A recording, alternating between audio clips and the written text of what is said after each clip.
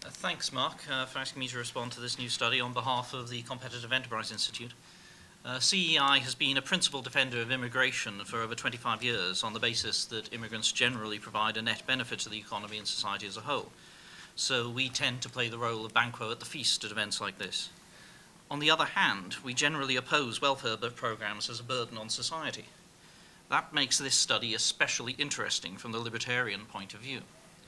Now, you might now have noticed that I am myself an immigrant, and a legal immigrant, I should stress. I claim no special knowledge of the welfare system from that angle, I'm glad to say, but it might also be of interest that my wife's family has been in the country since 1638. I would like to start by discussing what the study does show. I'll then go on to discuss what it doesn't show, and finally discuss what lessons we can draw and what further questions we need to ask. And the first thing I think we should note is that the study strongly suggests that anchor babies are not the problem many claim them to be, at least as far as welfare goes. There's been an effort in some quarters to change the basic constitutional right of anyone born in the United States to citizenship on the grounds that such anchor babies entitle their parents to more government largesse. Yet, as Stephen says in the report, the presence of US-born children does not explain the high overall welfare use of immigrant households. So I think that particular argument against restricting citizenship falls as a result of this report. I'm also glad that the report points out that welfare benefits are fungible. Or, as the report says, if the government provides food or health insurance to children, then their parents will not have to spend money on these things. That is a crucial point in the discussion of welfare. It creates a poverty trap, where households cannot afford to earn more money for fear of losing government-provided benefits. It's quite substantial in some cases. As one observer recently noted, welfare has created, I quote, a cycle of generational poverty, government dependency, and economic disparity. That observer was none other than Marion Barry, the famously radical former mayor of Washington, D.C. As a general rule, we find that more welfare means more poverty.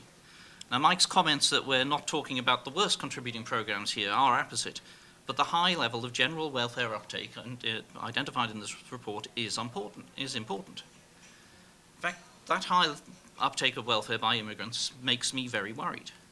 For immigrants now to be caught in the same welfare trap as other sectors of the nation have been is a vast betrayal.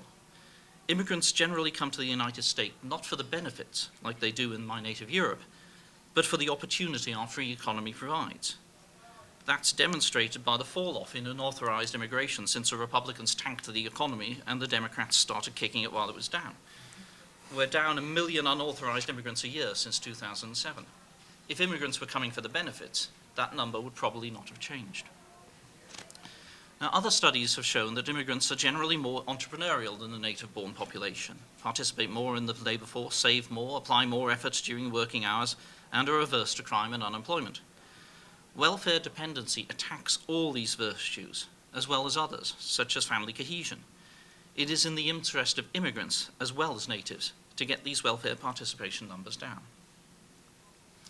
It is also interesting, as Steve pointed out, that when the report gets into the weeds and compares like to like, it shows little difference in welfare use between immigrants and the native-born population.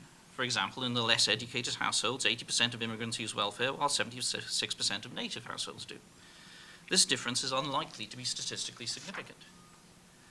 And this demonstrates that the study should have gone farther in its analysis. The late, great Julian Simon, one of the inspirations of CEI, looked at precisely this question, immigrant use of welfare, in his 1989 work, The Economic Consequences of Immigration into the United States, and followed up on these questions until his death in 1998.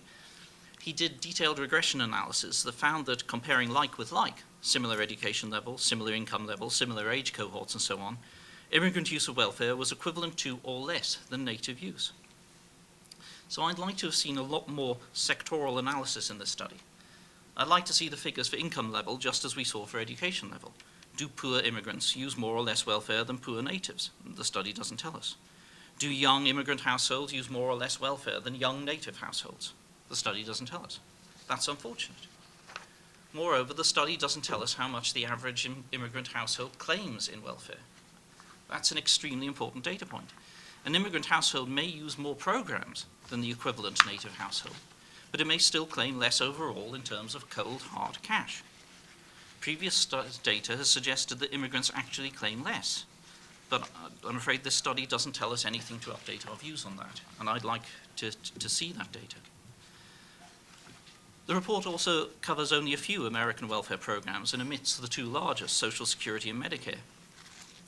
Medicare and Social Security are together more than 4 times the size of Medicaid for financial year 2012. All the other programs analysed by the report are pretty cheap, although please note that this is not an argument for maintaining them. In many ways, these programs are the tail that wags the dog. All the analyses I have seen show the government outlay per average person is much higher for natives than immigrants. Again, I'd like to see the updated data. When it comes to Social Security, for example, we find that immigration is a net but modest fiscal gain for the Social Security system. The Social Security trustees estimate that increasing net immigration by 300,000 a year would eliminate 1/10 of Social Security's 75-year deficit. Undocumented immigration apparently is especially beneficial because they are much less likely to collect these benefits.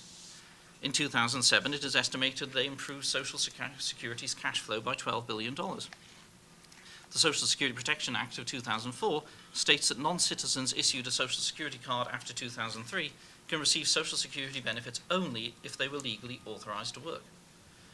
Now, we all know that Social Security is in crisis because it is at heart an unfunded Ponzi scheme. Restricting immigration would cause it to collapse all the sooner, which further suggests that urgent reform of Social Security is needed, not of immigration.